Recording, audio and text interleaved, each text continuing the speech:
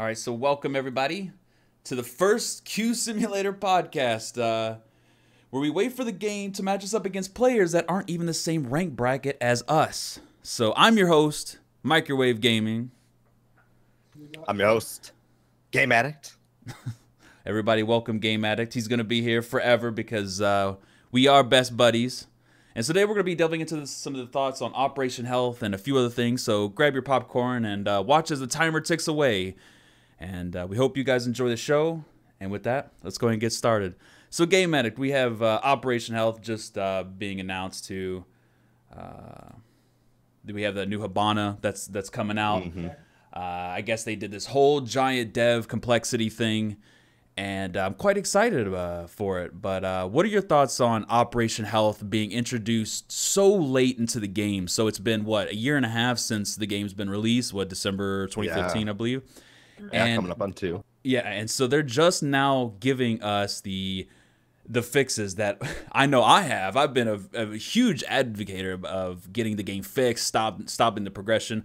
I made a video about it was February of this year saying that I think that they should stop all the DLC and that they should just focus on the game core health and pushing everything through all the problems that we've been seeing. I mean, you know, you and I play this game daily, every single day. We play it at a you've played it at a pro level multiple times. I mean, you have way more experience at a higher competitive level than I do, but I feel that we both have played this game a shit ton, and I've played it platinum, diamond, and around the ranks that I'm at. But how do you feel about? We play at a higher caliber, yeah. Yeah. So how do you feel about the Operation Health coming so late into the game? I mean, again, 1.5 years. That's insane, right?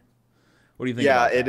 It is definitely insane. You know, I'm all for it in a way. Like I'm with you when you say like, yeah, we should slow down a bit. I was a little bit upset personally about DLC getting cut only because it does draw so many people back into the game. But if your game is broken and you're bringing people back into a broken game, it just creates more distrust with the game and the player base, right? I would agree with that. So yeah, I'm happy that they are taking the time to do this. It is really late in the game, but maybe they didn't know that this game would be so popular.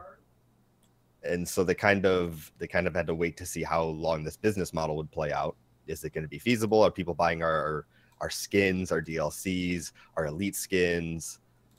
Should it be something we really invest into, or just hop straight into Rainbow Six Siege 2, right? So I'm happy that they are doing it. Yeah, me too. I think it's probably the best move for the game because I think that they are building on making the game bigger down the road. Like they said in an interview, 50 to 100 operators that they're looking to bring inside the game. So if we're looking at seasons, you have like 8 operators that are coming out yearly. That's insane that how much thought they're going to be putting into this. Now, are they going to be bringing 3-4 operators in later on? I don't know, but I definitely think it's a step in the right direction. It does suck because it does hurt the game now. Everything sucks now. There's it's kind of stale. It's the same kind of meta, the same kind of changes. But I'm very excited for the server, especially the server things that are coming to the game. So I personally think that Operation Health is very important. I completely agree because I mean they even said so in their dev blog today that Hibana was just cramming too much shit into the server, and so they had to offload that into the local host, which we're gonna obviously talk about later. But I firmly believe that Operation Health is phenomenal. I think it's a good step in the right direction. I think the devs, a lot of people are saying like, oh, they didn't have enough content, they couldn't push the content, and there is some there's some truth to that. I would believe, not as much as people would love to believe. I don't think the devs are sleeping. I like to give shit to the devs every now and then, but I don't feel that they're just asleep at the wheel. They are trying to push this product because I think that they have a golden egg in their hands here. Like this game could change everything like that we see on first person shooters because of its destructibility and the operator gadgets and stuff like that. And it goes with the whole thing of like kind of like Dota. I know some people disagree with me here, but I feel that Dota and League of Legends, where they have their own certain type of abilities and stuff, they kind of incorporated that into it. So every operator is unique. You have your own job. You have your role. So if you're a thermite, you know you should be opening up reinforcements. You know you shouldn't be running in there with a shotgun trying to get the ace. It's not going to fucking happen, right? Right. And what makes Rainbow Six, because you talk about abilities, what makes Rainbow Six so special in terms of like how it delegates its abilities is it really takes strategy to use its abilities. When you play a game like Overwatch, it's about cooldown management. Same with like Dota and League. It's about how can I get my ultimate off in the most useful manner that's beneficial to the team, to advancing the goal, whether you're playing like a capture point or a payload or whatever. Rainbow Six is much more focused on strategy and being methodical with how you use your ability. Right. You know, and so yeah, we see Hibana's ability is like awesome, and unfortunately was just too much. It wasn't maybe tested enough or streamlined enough when it first came out. Right. But it's like that's what does make Rainbow Six so special, though, is that it changes the way that abilities are used in like the first person genre.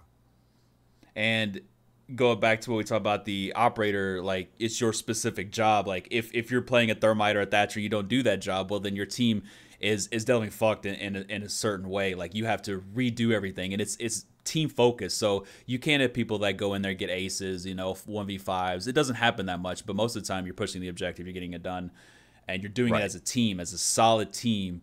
And it feels great, and I think that's one of the reasons why this game is so phenomenal. That and the destructibility. I think the destructibility really brings it's the niche that we've all been waiting for. It's absolutely it's you're making these kill holes randomly, so it's no longer push B, hold this angle, flash here, jump here.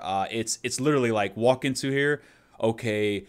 Where are the peek holes? Am I going to get shot from up above where or down below? Where are those little tiny melee holes, or the one shotgun hole? Exactly. And I can honestly tell you, I'm really happy that that's like one of the huge things that's done so well in this game is their destructibility. Because I remember playing, it was like Battlefield Bad Company, the first time you could take down an entire building in a massive FPS war game. Yeah, exactly. And Rainbow Six's destructibility just feels so much more flushed out and beautiful and pure. And I agree, it is something very, very special about this game. So I'm really excited that they're bringing Operation Health into the game. It does suck. This isn't their shining moment. This is probably it isn't their greatest moment for the game, and they know that. We all know that, but I think true fans and lovers of the game are going to be here for it. We're going to continue to support the game. We're going to be like, hey, this is still a problem. We would love this fixed. But the one thing that also shines with this game is the community. I mean, you do have some toxic members, but the community, I think, absolutely loves this game. Like if you go to Reddit every day, there's always something like, hey, I wish you would fix this, or this needs to be fixed. Can we look into this? But they're so positive, especially with the devs. Like I've never seen a game where they legitimately are super nice to the devs. Like, I mean, they're not sucking their dick, but they're not toxic toward them in a way you would see like the Division. I don't know if you've ever played the Division, but Jesus Christ, were people so upset with that game and the way that they handled that. But with this game, I read. Yeah, so I don't know if I played that game before I even started like doing YouTube for Rainbow Six, and that was kind of like where I started from. But that game and people in the community was just so toxic, and it's so refreshing to see a game like this and people in this community pushing for the changes. And Operation Health is just that. So I'm really excited to see that coming into the game. We have what, 2 more months of this, or a month and a half? It's like a month and a half, I believe. Yeah, I don't think they've set an actual date. 2 months. No, they haven't set an actual date, but expect 2 months at the longest. I mean, it could be another 2.5 months realistically, but it's really healthy for the game. Think of this as cutting and polishing a diamond. I couldn't have put it better myself, dude. It was perfect. So they recently came out with another change, and a lot of people have been complaining about this. I mean, I know Chad, everybody definitely has some opinions on this, but they recently came out with the the hitbox. Let's talk about the hitbox for a second. They came out, because we all know, we've all felt it. If you've watched the stream, if you've seen the videos, there's multiple big people, YouTubers and streamers that have been complaining about it, talking about it. I myself am included in that group. They released the new hitboxes where they basically removed the earmuffs and they basically made the hitboxes smaller so that way it can accompany easier customization for the operators, like new packs on their shoulders or on their hips, and that doesn't actually take the damage. But do you feel that the new hitboxes, specifically the head, is in a right position right now? Oh man, like specifically the head, like no, I It's don't bad, right? personally. Yeah. Yeah, I think they need to, in a way, kind of streamline outfits if they want to have a better representation of what the hitboxes are. Yeah. But now that we've been in like, I don't know, what is it, a month of the hit reg change, has it been? Yeah, it's been about a month. Right. They gave us a little data feedback on that, and they said that a lot of it is like server based on what's happening. Mm-hmm. And especially with somebody like Ash who has no head, you know, your 5-speed, no head. Ridiculous. And right, it's ridiculous. And half of your shots on her are being rejected by the server because they're just like, nope, that didn't happen. Doesn't exist. Yep. It's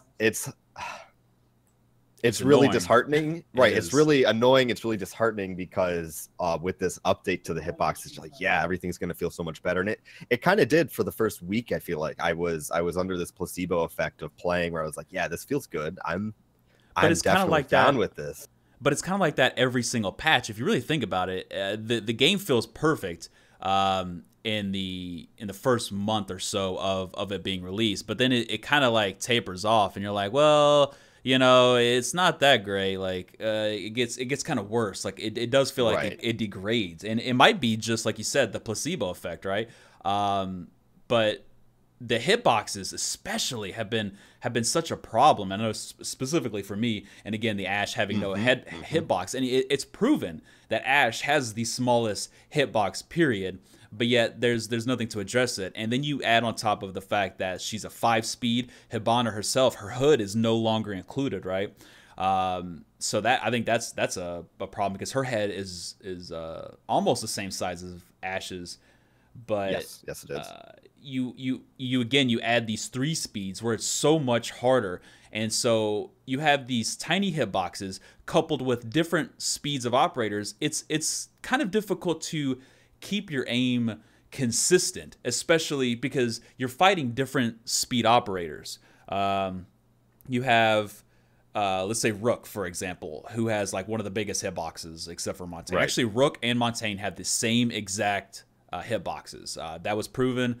I talked to UB Justin when I was at E3 last year, and he said that they had the exact same hitboxes. Like they're exact copies. They're actually brothers, not Doc and Rook, which you would think, right? Doc and Rook would be like the exact. Hell yeah, bro. They're But best it's buddies. not. Right, but actually Rook and Montaigne are the brothers. Like they are the legit copies of each other.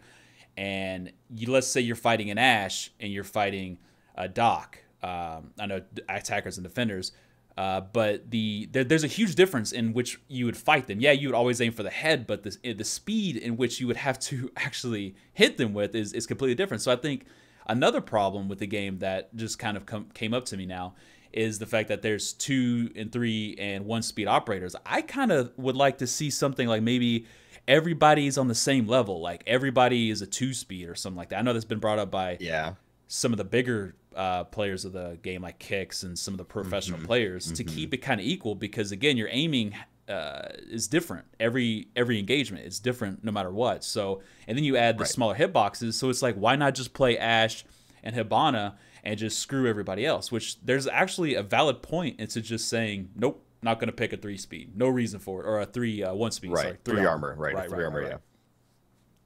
So, I agree with that. It definitely focuses the meta right now towards being like, yeah, you just want to focus on speed and just putting bullets down range, right? That's all you need to worry about. Right. And I'm hoping that these new operators they bring something different to the table, because I mean, at the moment, Siege is all about reinforcing the objective and the attackers opening the objective. Now at a higher level gameplay, all it is just basically opening up hatches, opening up the wall, and then you just killing everybody. Almost every single time, barely will you be playing the objective. Specific maps you'll play the objective, but other than that, it's kind of like a TDM. So I'm really hoping that they do some rework off of that. But yeah, I mean, so if you did change everybody to like 2 speed, 2 armor, If you just made that an equal playing field, it definitely would change the meta to being more objective based in the taking of the objective. But I think it still comes down to then once the objective is open, it's going to be firefights, it's going to be angles, flanks. It'll still come down to that almost same kind of gameplay in the end game, we'll say, right? End of round game. But it would definitely change how the attackers and defenders would initially be engaging each other, I think. Right. So you no longer have that Ash just sprinting right on in. Like we've all seen that, dude. We've all seen that. Oh, Ash is in. Well, what's the time? It's 2 minutes and 50 seconds. Well, how did she get in? Oh, she just went right through the walls. Like, it's insane, right? And there's actually been some problems that people on Reddit have been actually talking about that, where you can have Ash because she's so fast, she can jump through windows like on Coastline. You can drop down on top of the gazebo, and you can literally jump inside B window and penthouse, like, because that's how fast she is. Like, that's insane that she's like one of the only operators that can do that. So. I think that coupled with some of the hit reg in the game, I think is I'm really excited that they fixed it, but I don't feel like the hit reg that they had that they have now is as good as it was. I mean, a lot of people would complain about the earmuffs and stuff, but I feel like they took it too far. Like, they trimmed way more off than they should have. And I've done frame by frame in my stream, shown everybody, here's the headshot, here's the bullet traveling, here's it actually hitting him, but it hit him in the head, but it didn't. It would have worked before the hitbox, but now after the hitbox, even if it's not an earmuff, it still doesn't work. So, right. So, but then there's the other side of that, which we talk about, is the servers. So if half of the shots though in the server, so the hitbox is actually maybe really fine. What the big problem with hitbox registration may be all server based and server degradation. Right, and they said they're looking into getting better servers, didn't they? Yes, I believe they did. Because it is kind of weird whenever we play. I'll play on East Coast or West Coast, and we will get different pings. No matter, even if we continue to play on West Coast or East Coast, we get different level pings. So if I go East Coast, I'll get anywhere between 120 or 180 for some reason. It's like, well, where are they putting me? Like, this doesn't make any sense. Like, if we're talking a 60 ping difference, where in other games like Battlefield and Counter-Strike, you would automatically get kicked for having that type of ping, but here they allow it. So I'm really hoping that one of the biggest things for me in Operation Health is getting more servers, for sure, because I know there's a lot of like Middle Eastern people, there's a lot of the Asian community. Yes, they don't have that type of network like we do here in the US and the EU.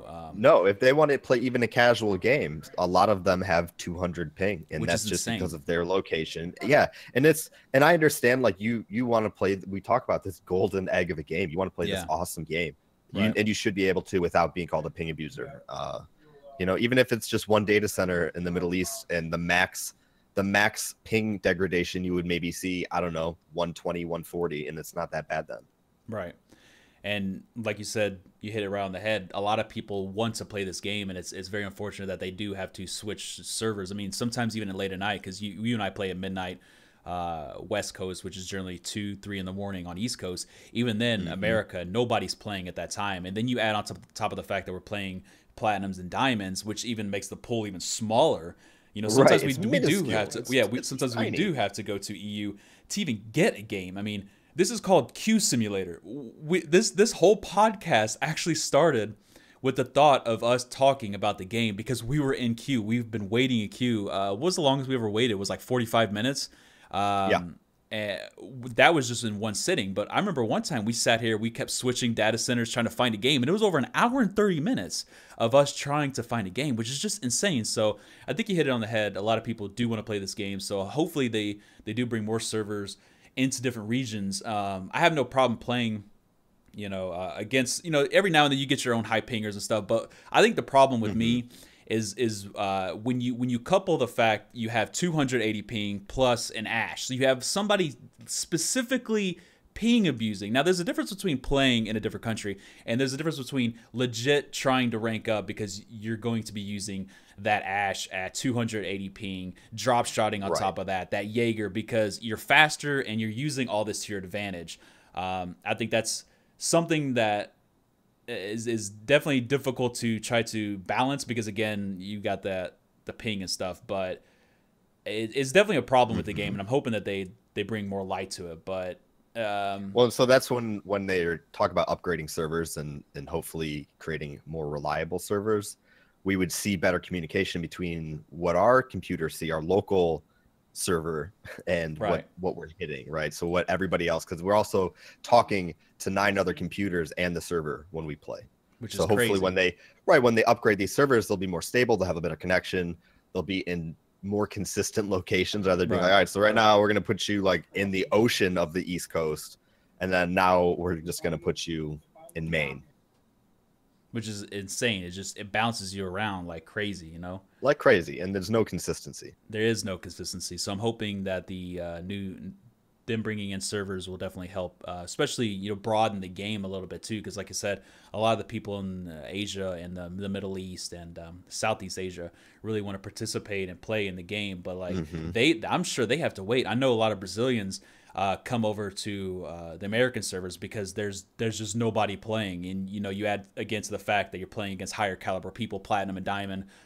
So then again, your pool is so much smaller. So I'm really looking forward to the server introduction. I think it's one of the biggest things for me that Operation Health is going to be changing. But what do you think about the new Hibana bug? We just got a dev post today, I think, wasn't it a couple hours ago, really, that they just said they gave this whole dialogue about how she's a problem and how they're fixing her. But there's a lot of unique things that if you go back and you read it, just like we talked about earlier, the second paragraph from the last, it kind of makes you wonder like what's going on with the game. Do you think that Hibana was worth all this change and all this hoo ha, all these rehost bugs that came out? I do. I really do. I think Hibana is so important. Even if she did cause problems, and the problems were fucking so Yeah, detrimental they to were, Pro League, especially in the pro. especially. Like, Yeah, exactly. yeah. I mean, that's it. It's terrible that it had to happen. But so here's the benefit: is it's now forced them to work through these problems and to try and figure them out and consolidate and streamline the way these operators work. And sometimes you need a kick in the ass. You need to fall on your face before you get up and realize what you did wrong and how you can get better at it. That's a good way to So put it. overall, yeah, I mean, I'm happy that there were bugs. I'm not happy that those bugs came out in a released state, but I'm now happy that they're really being addressed and taken care of. Like that's really important, and it shows a lot of dedication Right. that they want to put in the next like 4 years with this game, 4 to 5 years before maybe they announce Rainbow Six Siege 2. Hopefully we've had a huge operator pool by then. The game will be damn near flawless. So it's exciting to see them actively putting in the work to streamline and hopefully give us some cooler operators in the future. Yeah, and that goes back to what we're talking about on Operation Health, where they made this beautiful game, and then they added all these neat and little interesting operators and gadgets and awesome weapons. But then like they didn't streamline it like you said, and it feels like, especially with Hibana that came out, it was just way too much going on. And even in the post, they said that there was you have the Hibana X Kairos, the 6 pellets, and then you have her position, and you have her firing. Then you have the launcher itself, all of them, which are taking into account at that exact moment. And then you had to actually have them spread out and attaching themselves onto the wall. And it was just so much stuff sent to the server that the server was like, nope. I don't accept this. I don't see it, and so it automatically just cut it off. Like it's not there, which is why Right. you It see said sometimes it didn't happen. Right. So why you see sometimes you shoot a Hibana and it would stick to the wall on your screen, but then a millisecond later it would fly and hit another wall. Like, what the hell happened, right? Because the server said, oh, I think it's here. And the server overwrites the host, which the host is the PC. It's your PC. So your PC saying, hey, this is where the Kairos is, but the server's like, nope, I don't see that. I think it's here. So it's here because the server obviously owns it. So it seems by their post that they're going to be they're going to be offloading that. It seems that they're going to be doing the animation and stuff on the host more, because everything was server. Like they sent everything to the server. So like you said, introducing that offload will bring. Where was that? What did they say on here? Where was that post that we were talking about earlier? How they were. Let's see. You're gonna have to remind me of that one. It was the second to last paragraph where they're talking about, oh, here it is. Not only would these changes improve the gameplay of Hibana, but also freezes up to potentially include more Oh yeah, yeah, yeah. variety, yeah, in future operators that use this similar gadget behavior. And we kind of touched on this earlier and how we think that. Now, we're not saying that obviously there's going to be more Hibanas, right? But the fact that there's so much going on between that little moment of launcher, aim, fire, spread, activate. Like there's so much going on between that moment and actually hitting the server. It's just the servers couldn't handle it. So Right. And so, what it sounds like they had the servers doing, or at least the way how Hibana worked, is that so each one of her pellets is an individual object in the world. So if you fire all 3 of your Hibana charges, you now have 18 more objects in the world that the server is trying to check with your PC in its position, its trajectory, the type of surface that it landed on, then the reaction that it can have with that surface. So it's just more chances for it to fuck up. Right, and then you have like simple operators, which is Sledge, a great operator, especially if you're new to the game. He just has a little simple gadget. He just walks up, boom, there's a hole in the wall. That's it. The server says, yep, there's a hole in the wall. We're good to go. As opposed to, like I said earlier, launcher, fire, open, do all this stuff. Like Hibana was just so much, like so complex. And I'm really happy that they actually, singled it out. But it looks like they're going to be offloading more of that onto the host PC to lessen up the burden that the server is taking. So I'm interested to see how that actually works.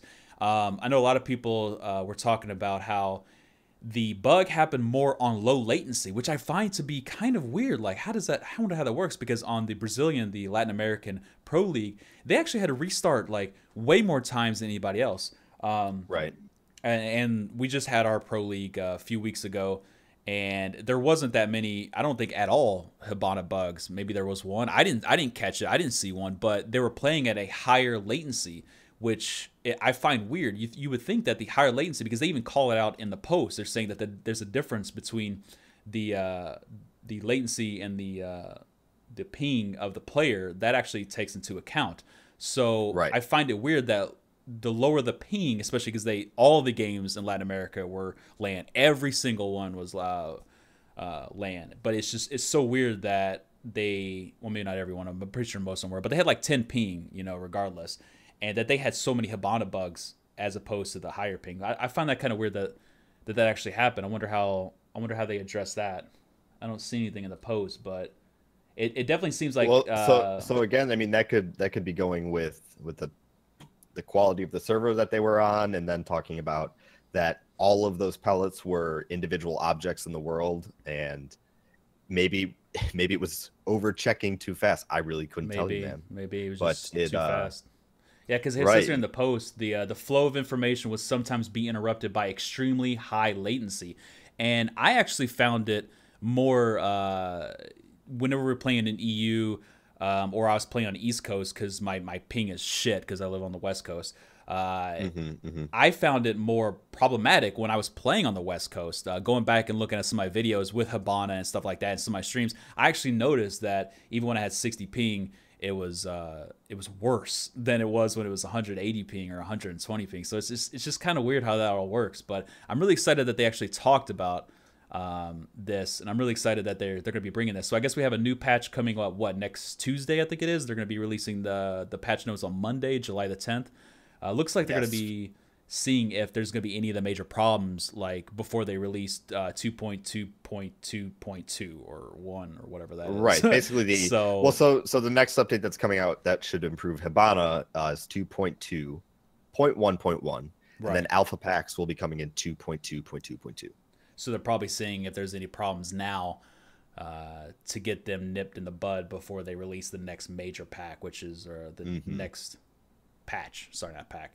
Which is the alpha packs. Now, how do you feel about the alpha packs, since we're on the topic of the thing? Do you think they're a good or bad or cool thing? Like, you specifically, I know you have the coveted black eyes. You have the beautiful one that everybody has a boner for, which is amazing. You've been playing this game. You've been playing this game since day one, dude. You've been in the pro league. You've faced the big dogs. You know how it is. How do you feel about other people getting the skins that you were there for, right? Like you were the OG, you were here. How do you feel about alpha packs and then? So I mean, overall, I'm excited for them. I think they're great for the game. I think they're really healthy to keep a player base interested, and it also keeps player retention. So Right. people generally want to play longer if there's something that they're going to be playing for. I know personally, I'm not like the biggest fan of Overwatch, but you better believe I'll play 3 games in a row just to see if I can get something cool. Right. I personally think it's bullshit. I'll just be honest here. All right. I think it shows like you're the OG of the community. You've been playing since this long. Now, no, I'm gonna get a lot of hate for it. I fully expect that, but I think it shows like, hey, just like there was a skin, the smoke skin, where only people that tested was it not Velvet Shells, Red Crow, they got it. Yep. You were one of them. You were one of the testers, one of the few lucky ones that were selected to test Red Crow before it came out, and you got the coveted smoke mask that looks like a skull. Right. So I mean that on a personal level, like, kind of upset Right. me. Like, Yeah, it's like, of oh course. man, that was one of the cool things that I had that was most likely never going to be introduced to the game. I mean, I do still have another skin that is exclusive that I got Right. for testing. I'm still happy that I get to hang on to that. But it's still like, all right, so like my Black Ice skins I have for all the guns because I purchased that, right? That was Right. like the exclusive. You could buy it, and then you got that whole pack. You know, the way that if they do include Black Ice in these alpha packs, the way that they're going to be doing is you get one gun skin, right? So if Right. you get a Black Ice skin, it's going to be for the SMG-11, one- or it's just going to right. be for the RC4, whatever it is, right? Yeah, I think So it's not as bad as I would think. But I think that alpha packs are great. I'm really happy that it's not a pay to win, you know, because a lot of the games will be doing things like the Black Desert Online, that game.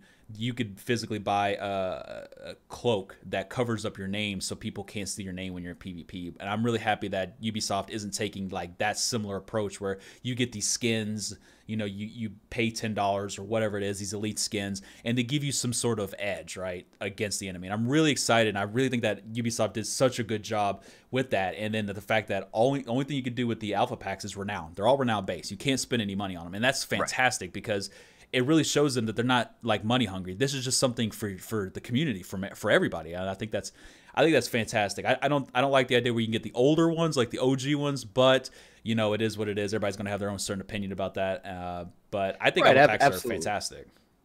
But and you know, but that's kind of the thing. They have not confirmed. They were in the technical test server. That is true. That is true. But anything that's on that server is not the final product. That could just be like a, hey, here's a chance to get this again. If Right. you missed out, here's your nostalgia pack for you. Otherwise, it's like, because I mean, they gave you 500,000 renown to just buy alpha packs with on that Which is test insane, server, right? And they have legendary ones too.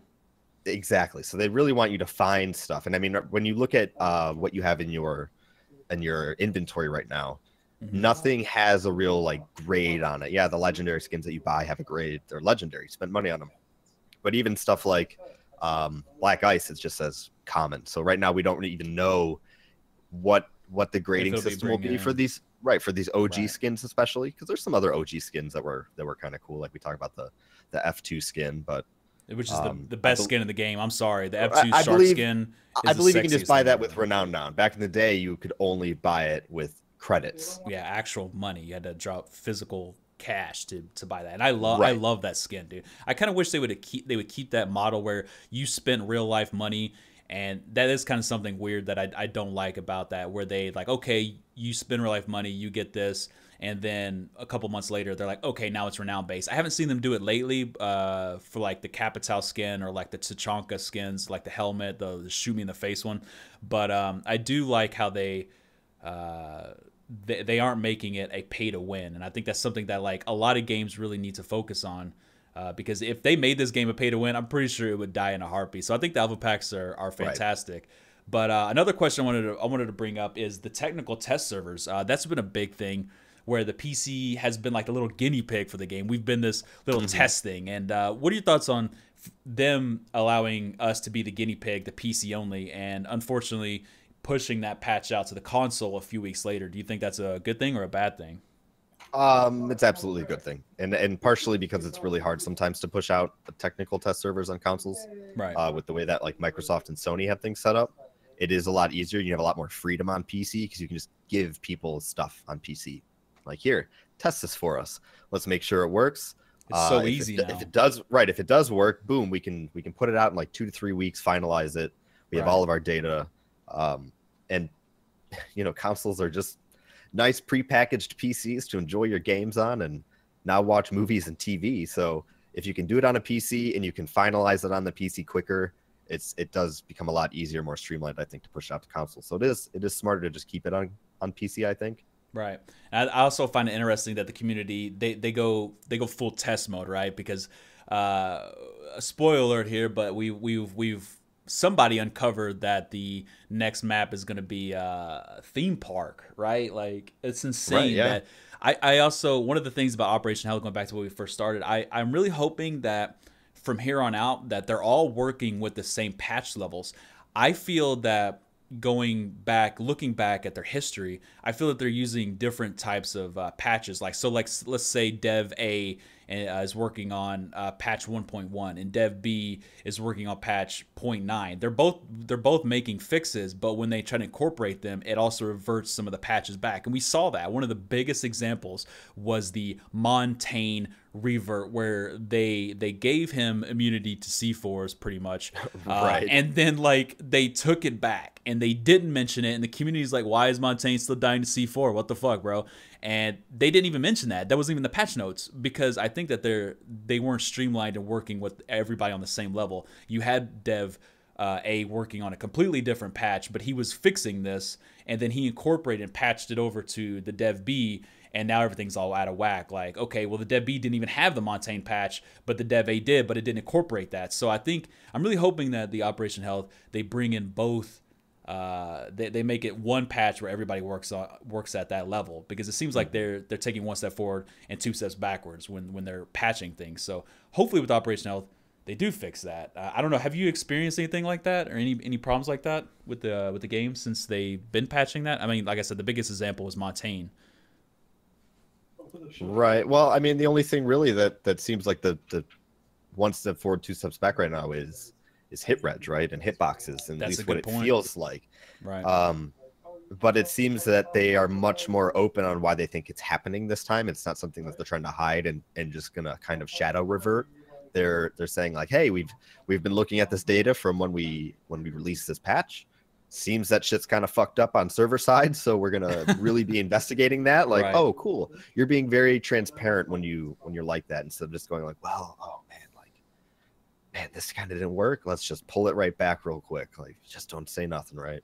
I absolutely love the communication that they're giving us lately. Like, these dev blogs, it's just so fantastic, because, especially for people like you and me that play this game daily, and I'm sure there's a ton of people in chat and online right now that are watching that play this game every single day, and when they shadow patch something, or they don't communicate the changes or the things that they want to do, like on the horizon. Like, I don't know if you play World of Warcraft or like a long time ago, but I hate to bring up an MMO here, but they always would do stuff like on the horizon, like what we plan on. But like, I feel like one thing I'm hoping that they do change, which they are a little bit with Operation Health, is that they give more spotlights to the community, because right now it seems like they're like, okay, here's a patch tomorrow, and you're like, what happened? Where was this change? Like, where did I didn't know about this change, right? And they're like, okay, yeah, we're changing it. No more flashbangs on Ash or whatever. But it happened like so fast. Like, there was no on the horizon change. And I feel like these dev blogs, this communication that they're giving us, these in-depth, detailed communication blogs, I love it so much. I think that they hit it on the head with showing how much they care about the community, because a lot of other games would unfortunately just not say much, and they've done that in the past, but now it seems like they need to get the community on their side, and I'm very excited with that. Well, maybe that comes from a bit of vocal frustration from kind of the large influencers of the community, in that, because I feel like a lot of people have been vocally frustrated. They've been saying I myself how it included. feels. Yeah, I mean, both of us included. We voice our opinions when we feel it's not right. But having them say, hey, listen to us, please. Like, we put the thousands of hours into this game. Like, it's our job, right? Right. Yeah, it is our job. We see these things with a glaring tint. Please just address it, right? And let us know.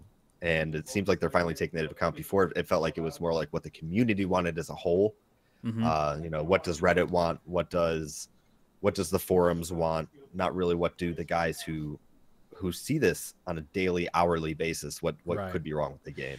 So you're kind of touching on the whole Reddit versus the pros kind of deal here, because I know that's kind of been a hot topic lately, especially amongst the people that play this game at a higher caliber every single day. Now let's not say that, you know, people's opinions don't matter. I mean, everybody's opinions matter no matter what rank you are. But I believe that the higher rank you are, and especially the pros that play this game at the highest level, period, competitive in the world, I think their opinions matter way more than people that are lower rank. What are your thoughts on that? I know it's a touchy subject because a lot of people, I think, the highest rank right now is gold.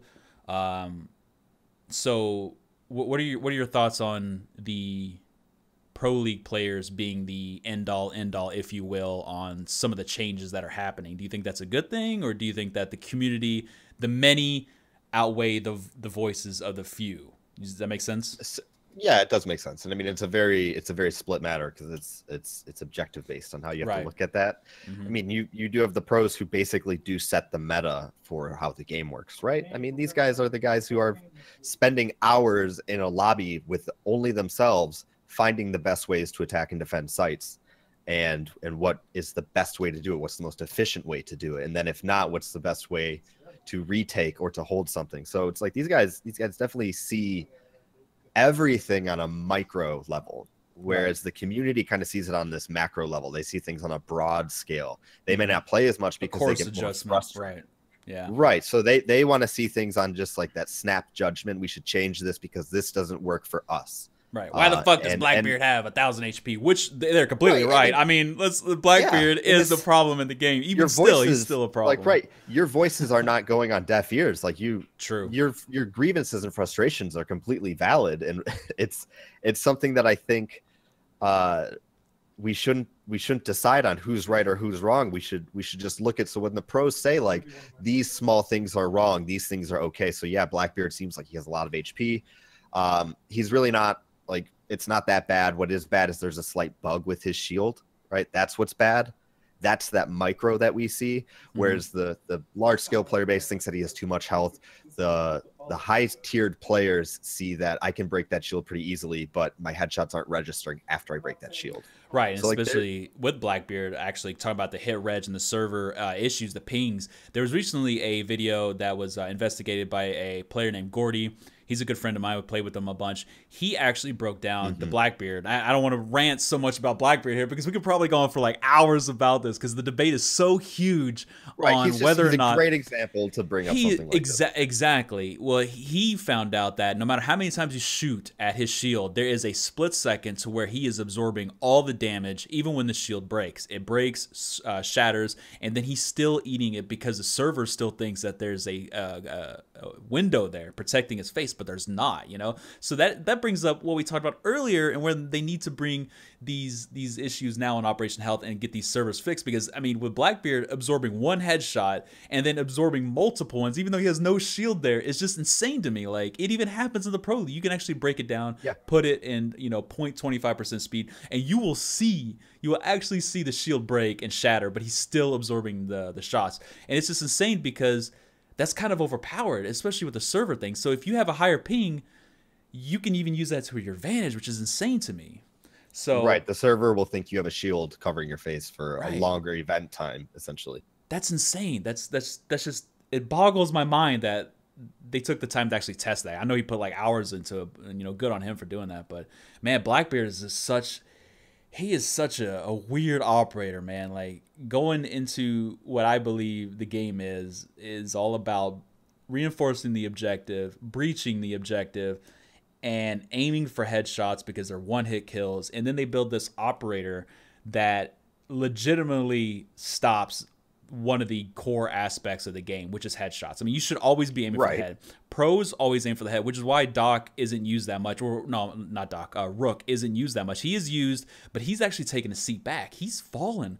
He used to have like 99% pick rate, and he's fallen dramatically in the pro scene, because the pros now understand, like, dude, I'll just shoot you in the head. Like, I don't give a shit. You're dead. You're not going to go down.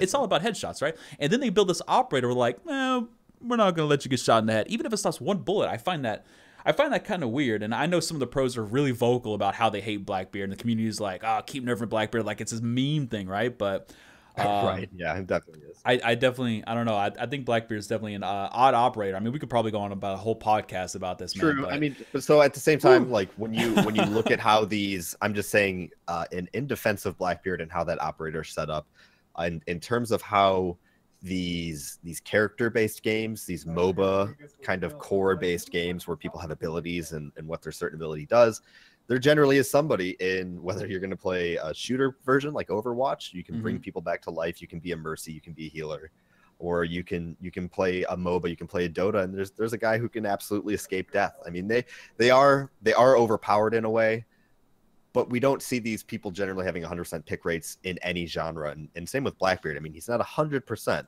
he was like 90. He was 90, I think, last time. Right, but he is up there. Exactly. No, he's a very strong operator. Don't get me wrong. Extremely strong, yeah. Extremely strong. But at a higher level as well, at a higher level of play, we know that those types of people, the pros, are very adaptable to how they shoot, how they do play. If they know there's a Blackbeard there, they can usually take him out. And just like everybody else, if you don't see that Blackbeard, he usually got you. Yep. And it happens so fast. I mean, even with the and it does happen fast. Yeah, and that's one of the beauties of this game. Maybe yeah, there could be micro adjustments to the health of that shield or how it reacts in the future, or its animation to kind of help streamline and smooth it out so there's not this discrepancy between server and host and not getting these headshots.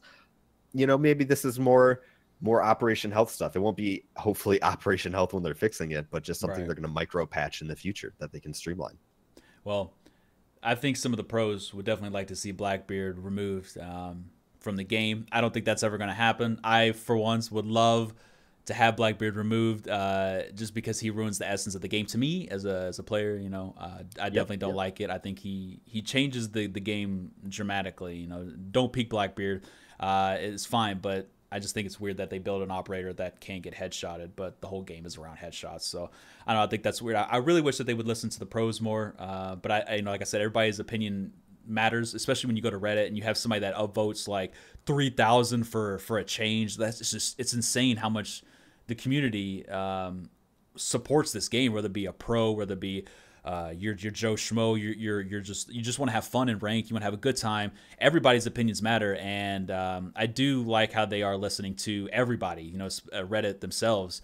I do wish that they would listen more to the pros, but I'm not a pro myself, so I can't sit there and say that they are listening because I can't see the suggestions that they're making. I can't make that assumption. But from what I hear and what I see when I listen to these pros play on Twitch, when they say, I wish they would fix this. Like, I'm so tired of seeing this problem.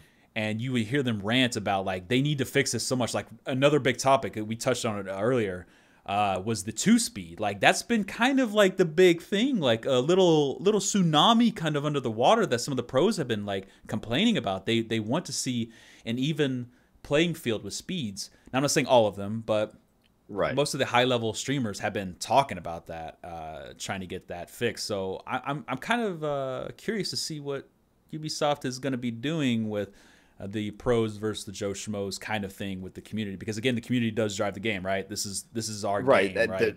Absolutely, we drive it. It doesn't matter if you're Joe Schmo or pro, you drive the game. So then that also comes down to then how a game is set up professionally and competitively. Usually, you're able to kind of change a game down to the core, the T, when you're setting up professional matches.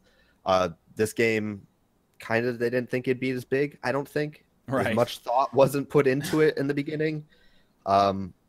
So, you know, hopefully Rainbow Six Siege 2 in like 5 years we'll have that. But either way, it's like we still have hopefully 50 more operators to look forward to that's insane, that though. Time. What are they gonna do, right? Well, right. So we talk about Blackbeard. We talk about he's so overpowered. Who knows what they could come out with next, or what could possibly break his shield in one hit? What kind of operator they could create? I mean, there's really a lot of possibility here, and it's exciting. So yeah, he may be super OP right now, but remember, they can always make somebody even more OP. That is so true. That is so true. So I'm excited to see what Ubisoft brings to the table. I think Operation Health is the best way to do it, especially get everything streamlined now, just like you said. That's the best way to describe it. Get everything streamlined so it's easier to patch, easier to move forward with, easier to make changes, and not have those weird accidental shadow reverts like they've been doing. I would like to see an open communication talking about the bigger changes, specifically like the glass change. But hopefully that comes on later down the road. If it doesn't, you know, we'll still be here to talk about it. But we've already eaten up 50 minutes. We just hit 50 minutes right now in the Q Simulator podcast, ladies and gentlemen. We will be here every Friday. Today we started off a little bit late, but we had some technical issues that we had to work out. We appreciate everybody's support, hanging there, watching. We're going to be putting this on YouTube, and we're going to be showing everybody. We'll be here next week again, same time, 10 p.m. Pacific time. The Q Simulator will be here. And with that, we are going to end it, and we're going to be answering some of the questions that you guys have in chat for Twitch. And again, if you're watching this on YouTube, go check out GameAddicts on YouTube. I will put a link in the description below. There'll be a link at the end of the video. He's a good friend of mine. We play pretty much every single day. You've seen him in every one of my videos. You hear him all the time, which is why his voice sounds so damn familiar. But go check him out. Go send him some love, everybody. And with that, we're going to be answering some Twitch questions. And if you guys have questions and you're on YouTube, come in next week, and we'll be here for you to answer them. So with that, YouTube, thank you guys so much, and we will see you guys next week. Thank you, guys.